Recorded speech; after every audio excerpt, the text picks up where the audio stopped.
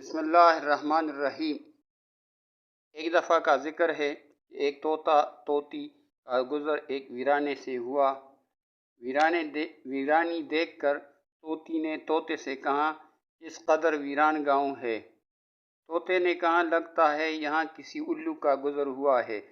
جس وقت طوطا طوطی باتیں کر رہے تھے، عین اسی وقت ایک الو بھی وہاں سے گزر رہا تھا۔ اس نے طوطے کی بات سنی اور وہاں رک کر ان سے مخاطب ہو کر بولا، تم لوگ اس گاؤں میں مسافر لگتے ہو، آج رات تم لوگ میرے مہمان بن جاؤ، میرے ساتھ کھانا کھاؤ۔ الو کی محبت بری دعوت سے طوطے کا جوڑا انکار نہ کر سکا اور انہوں نے الو کی دعوت قبول کر لی۔ کھانا کھا کر جب انہوں نے رخصت ہونے کی اجازت چاہی تو الو نے طوطی کا ہاتھ پکڑ لیا اور کہا، تم کہاں جا رہی ہو؟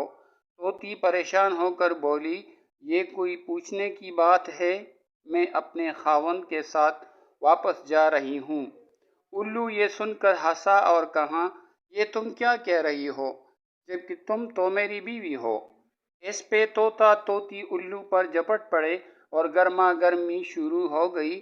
دونوں میں جب بحث و تکرار زیادہ بڑھی تو الو نے طوطے کے سامنے ایک تجویز پیش کرتے ہوئے کہا، ایسا کرتے ہیں ہم تینوں عدالت چلتے ہیں اور اپنا مقدمہ قاضی کے سامنے پیش کرتے ہیں، قاضی جو فیصلہ کرے وہ ہمیں قبول ہوگا۔ الو کی تجویز پر طوطا اور طوطی مان گئے اور تینوں قاضی کی عدالت میں پیش ہوئے۔ قاضی نے دلائل کی روشنی میں الو کے حق میں فیصلہ دے کر عدالت برخاست کر دی۔ طوطا اس بے انصافی پر روتا ہوا چل دیا تو الو نے اسے آواز دی، بھائی اکیلے کہاں جاتے ہو، اپنی بیوی کو تو ساتھ لیتے جاؤ۔ طوطے نے حیرانی سے الو کی طرف دیکھا اور بولا، اب کیوں میرے زخموں پر نمک چھڑکتے ہو، یہ اب میری بیوی کہاں ہے؟ عدالت نے تو اسے تمہاری بیوی قرار دے دیا ہے۔